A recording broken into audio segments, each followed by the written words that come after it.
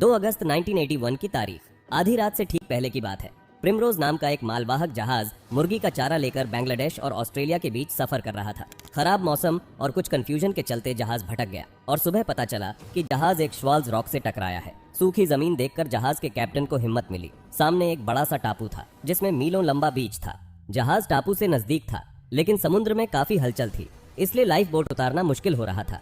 चूंकि जहाज के डूबने जैसा कोई खतरा नहीं था, इसलिए कैप्टन ने फैसला किया कि जहाज पर ही रुककर मदद का इंतजार करेंगे। कुछ दिन गुजरे। एक दिन शिप के वॉच टावर में खड़े एक लड़के को कुछ लोग दिखाई दिए। उसने देखा कि कुछ लोग टापू के जंगलों से उस ओर आ रहे हैं। पहले तो उसे लगा शिपिंग कंपनी ने रेस्क्यू के लिए लोग भेजे होंगे। फिर उसने नजर जरा पैनी की। ये आम लोग नहीं थे, छोटे कद के लेकिन तगड़े आदमी जिनके घुंघरालू बाल थे। इनमें से किसी ने भी कपड़े नहीं पहन रखे थे, सिवाय एक बेल्ट जैसी चीज जो उनके कमर से बंधी थी। साथ ही इन लोगों ने भाले और धनुष तीर पकड़ रखे थे जिन्हें वो हवा में लहरा रहे थे। उसी वक्त वहां से कोसों दूर हांगकांग में रीजेंट शिपिंग कंपनी के ऑफिस में फोन की घंटी बजी। फोन उठा। सामने से प्रिमरोज के कैप्टन की कांपती हुई आवाज आई। 50 के आसपास जंगली लोग लकड़ी की नाव से जहाज पर हमला करने आ रहे हैं। शाम तक ये शिप पर चढ़ जाएंगे, कोई नहीं बचेगा। जल्दी हेलीकॉप्टर भेजकर हथियार गिराओ। इस बातचीत से ऐसा लग रहा था मानो 18 सदी का कॉल 20वीं को आ गया हो। लेकिन इसका कारण भी था। जिस टापू के किनारे प्रिमरोज रुका था उस टापू पर सदियां कभी बीती ही नहीं थीं। ये कॉल आते ही कंपनी ऑफिस में हंगामा मच गया। बात हांगकांग गवर्नमेंट तक पहुंची। एक सरकारी प्रवक्ता ने कहा, लगता है प्रिमरोज का कैप्टन पागल हो गया है। अगले दिन प्रेस में खबर छपी कि इस आइलैंड के लोग आदमखोर हैं, इंसान को मारकर खा जाते हैं। इधर शिप पर हालत खराब थी। एक फ्लेयर गन, कुछ पाइप, जिसको जो मिला पकड़कर ले आया। इनका इस्तेमाल कर 24 घंटे तक ये लोग खुद की रक्षा करते रहे। टापू के लोग शिप पर तीर चला रहे थे, लेकिन तेज हवा के चलते तीर जहाज तक नहीं पहुंचे। ऊपर से शिप की ऊंचाई के चलते कोई छड़ भी नहीं पाया। एक हफ्ते बाद इंडियन नेवी का हेलीकॉप्टर रेस्क्यू के लिए पहुंचा। रस्सी से चढ़ाकर शिप में मौजूद लोगों को बचाया गया। जहाज वहीं खड़ा रहा। डिसमेंटल करने के लिए एक कंपनी को कॉन्ट्रैक्ट मिला। उनके वर्कर पहुंचे तो उन पर भी हमला हुआ। फिर कुछ समय बाद सब शांत हो गया। जंगल से लोग आते रहे लेकिन वक्त के साथ उन्होंने हमला करना बंद कर दिया। नॉर्थ सेंटिनल आइलैंड, जिस आइलैंड पर यह सब हो रहा था वो भारत के अंडमान आइलैंड्स का नॉर्थ सेंटिनल आइलैंड है। और जिन लोगों ने हमला किया उन्हें सेंटिनली आदिवासी कहा जाता है। भारत का ये वो इलाका है जिसका 60,000 सालों से पाला नहीं पड़ा है। यहाँ ना कोई जा सकता है ना इन लोगों से मिल सकता है। आज आपको बताएंगे भारत की उस आदिवासी समुदाय के बारे में जिनका पाला आधुनिकता से नहीं पड़ा, जिनके इलाके में पैर रखना तक मुश्किल है। क्या है इनकी कहानी, चलिए जानते हैं। तो बात शुरू होती है 1296 से। मार्को पोलो ने अपने संस्मरण में लिखा कि अंडमान के ये लोग आदमखोर होते हैं। इनके तेज दांत, लाल आंखें होती हैं और ये जिसे देखते हैं मार डालते हैं। मार्को पोलो ने ये लिख तो दिया, लेकिन हिस्टोरियन नहीं मानते कि उसने कभी अंडमान पर पैर रखे। संभव है कि पोलो ने जो भी लिखा वो सब सुनी सुनाई बातें थी। नॉर्थ सेंटिनल आइलैंड का पहला ऑफिशियल मेंशन 1771 में मिलता है, जब ईस्ट इंडिया कंपनी का एक जहाज सर्वे करने के लिए यहाँ पहुंचा था।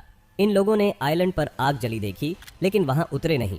आधुनिक मनुष्य का पैर इस आइलैंड पर पड़ा साल 1867 में। तब भी एक कार्गो शिप आइलैंड के किनारे क्रैश कर गया था। शिप से 86 लोग आइलैंड पर उतरे। उन्हें आइलैंड पर रहने वाले आदिवासियों का कुछ पता नहीं था।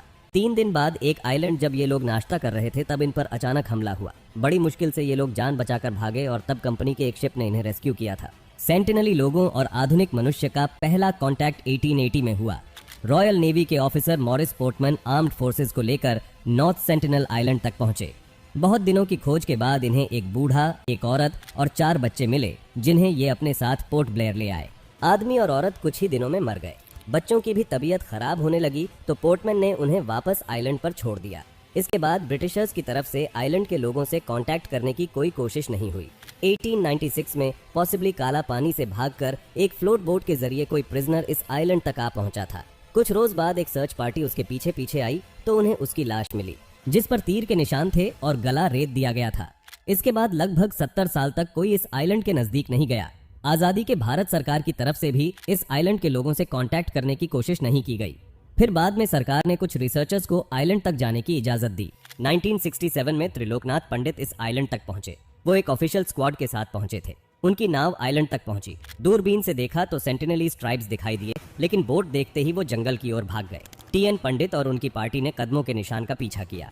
अंदर जंगल में उन्हें 18 झोपड़ियां दिखाई दी। पहली बार इन लोगों के बारे में कुछ पता चल रहा था। झोपड़ियां घास और लकड़ियों की बनाई थी। अंदर आग जल रही थी। वहां शहद, सुअर की हड्डियां थी। लकड़ी के कुछ बर्तन थे, कुछ भाले और तीर भी मिले। तीर की नोक पर लोहा लगा था, जिससे पता चला कि ये लोग मेटल से वाकिफ थे। इन लोगों की किसी आदिवासी से मुलाकात तो नहीं हो पाई, लेकिन वहाँ कुछ मेटल के बर्तन और नारियल जरूर छोड़ आए। 1970 तक ये इलाका सरकारी पहुंच से बाहर रहा। फिर 1970 में सरकार ने तय किया कि कम से कम निशानदेही जरूरी है, इसलिए 1970 में सर्वे के लिए आई एक पार्टी ने आइलैंड पर एक पत्थर लगाया जिसमें लिखा था कि ये आइलैंड भारत का हिस्सा है। इंटरनेशनल कम्युनिटी में इस आइलैंड के चर्चे हुए तो 1974 में नेशनल जियोग्राफिक की एक टीम डॉक्यूमेंट्री बनाने के लिए आई। दुनिया में जब भी एक अनछुई ट्राइब से पहला कांटेक्ट किया जाता है तो कुछ तरीके आजमाए जाते हैं। भाषा में बात नहीं हो सकती, इसलिए कुछ गिफ्ट देकर कांटेक्ट बनाया जाता है, साथ ही इशारों से बात करने की कोशिश की जाती है। नेशनल जियोग्राफिक की टीम ने भी यही तरीके अपनाने की कोशिश की, लेकिन जैसे ही उनकी नाव आइलैंड के नजदीक पहुंची, उस पर तीर चलने लगे। एक तीर सीधा डायरेक्टर को लगा। जिस आदिवासी ने तीर चलाया वो जोर से हंसा और एक पेड़ के नीचे जाकर बैठ गया। टीम वापस लौट गई। 3 दिन की कोशिश के बाद टीम टापू के किनारे तक जा पाई। यहाँ इन्होंने कुछ गिफ्ट छोड़े, मसलन एक सुअर, कुछ नारियल, कुछ बर्तन, एक प्लास्टिक की कार और एक गुड़िया, ये देखने के लिए कि आइलैंड के लोग कैसे रिएक्ट करते हैं। पार्टी ने देखा कि उन लोगों ने बर्तन और नारियल तो ले लिए, लेकिन सुअर को मारकर जमीन में गाड़ दिया। प्लास्टिक की गुड़िया और कार के साथ भी यही सुलूक हुआ। उसी साल नेशनल जियोग्राफिक में सेंटिनलीज आदिवासियों की पहली तस्वीर छपी। नीचे लिखा था, जहां शब्द नहीं तीर बोलते हैं। इसके बाद 70 और 80 के दशक में कई बार सेंटिनलीज लोगों से कांटेक्ट की कोशिश हुई। गिफ्ट लेने के लिए सेंटिनल लोग तैयार थे, लेकिन कोई ज्यादा नजदीक पहुंचने की कोशिश करता तो बदले में तीर से स्वागत होता। आदिवासियों से पहला कांटेक्ट। सेंटिनल लोगों से एकमात्र कांटेक्ट साल 1991 में हुआ। तब एंथ्रोपोलॉजिस्ट की एक टीम आइलैंड पर पहुंची थी। इस टीम में TN पंडित और मधुमाला चट्टोपाध्याय भी शामिल थी। मधुमाला के रूप में पहली बार सेंटिनल लोगों का सामना एक महिला से हो रहा था। इसका असर भी दिखा। तोहफे लेने के बाद एक आदिवासी पुरुष ने मधुमाला की ओर धनुष तान दिया। उसी समय एक आदिवासी महिला ने पुरुष को धक्का देकर तीर चलाने से रोक दिया। इस दौरान पहले टीम की तरफ से पानी में बहाकर नारियल दिए गए। फिर बाद में सेंटिनल लोग कुछ नारियल हाथों से लेने के लिए भी तैयार हो गए। इसके बाद भी कई बार सेंटिनल लोगों से कांटेक्ट करने की कोशिश हुई, लेकिन 1996 में सरकार ने इस पर पूरी तरह से रेस्ट्रिक्शन लगा दिया। 2004 में सुनामी के बाद इस आइलैंड का हवाई मुआयना किया गया तो पता चला कि ये लोग सुनामी से बच गए थे। सरकार की तरफ से खाने के कुछ पैकेट भी गिराए गए, लेकिन हेलीकॉप्टर देखते ही आदिवासियों ने तीर दिखाने शुरू कर दिए। मतलब था, हमें तुम्हारी मदद की जरूरत नहीं।